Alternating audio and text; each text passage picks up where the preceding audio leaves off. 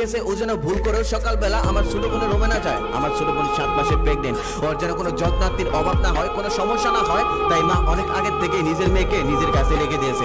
সেদিন হঠাৎ সকালবেলা আমার ছোট বোনের রুমে চিৎকার চেঁচামেচি শুনলাম। আমি দৌড়ে সেই রুমের দিকে যেতে লাগলাম আর মনে মনে ভাবলাম ওর কোনো সমস্যা হলো না তো। তবে গিয়ে দেখি আমার ছোট বোন আমার স্ত্রীকে বলতেছে, আমি বলছি না কখনোই তুমি আমার রুমে আসবে না, তোমার মুখটা দেখলে আমার মেজাজটাই গরম হয়ে যায়। তখন আমি আমার বোনকে বললাম ওর মুখে কি এমন আছে যে দেখলে তো মেজাজটা গরম হয়ে যায়, আর উত্তর রুমে আসলে কি এমন হয়েছে। আমার ছোট বোন কিছুই বলতেছিল না।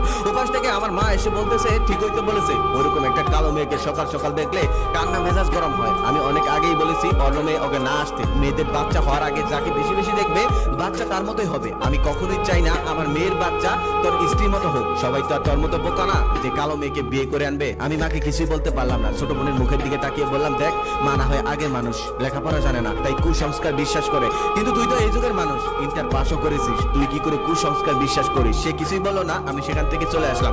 আমার রুমে আসার পর আমার স্ত্রী আমাকে বলতেছে আজকে কি রান্না করবো, কি খাবে, অনেকটা হাসি মুখে বলতেছে। ওর হাসি মুখটা দেখে আমি অবাক হয়ে গেলাম। যে মানুষটাকে একটু আগে আমার মা বোন মিলে এতটা অপমান করলো, তারপরও সে হাসতেছে, তার মনে যেন কোনো দুঃখই নেই। আমি মনে মনে ভাবলাম হয়তো ভিতর থেকে অনেক কষ্ট পেয়েছে, তাই কষ্টটা আড়াল করার জন্য হাসতেছে। তখন আমি তাকে বললাম, অনেক কষ্ট পেয়েছো আমার মা বোনের কথায়, তাই না? তখন সে বলল, না কোনো ব্যাপার না, এইসব আমার আগের থেকে অভ্যস্ত। আমি বললাম মানে? তখন সে বলল, তাহলে শোনো তোমাকে 3টা ঘটনা শোনাই। আমি তখন ক্লাস 7-এ পড়তাম। একদিন বৈশাখী মেলায় আমি একটু সেজেছিলাম আর শাড়িও পরেছিলাম। তারপর যখন বান্ধবীর বাসার উদ্দেশ্যে বের হবো, ঠিক তখনই পাশের বাসার আন্টি মুখ বাঁকা করে বলল, যতই মেকআপ করো না কেন কাক কাকি থাকে, কাক কখনোই বক হতে পারে না। সেদিন অবশ্যই আমি অনেক কষ্ট পেয়েছিলাম, তবে সেদিন একটা জিনিস শিখেছি, কালো মানুষের শাস্তি নেই। তারপর থেকে আমি আর কখনোই সাজিনি। তারপর কলেজে ওঠার পর বান্ধবীদের সাথে একদিন রেস্টুরেন্টে খেতে গেলাম।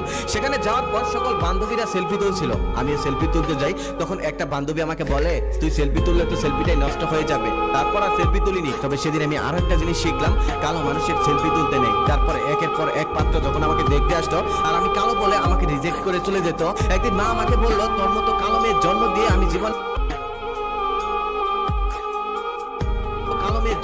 আমি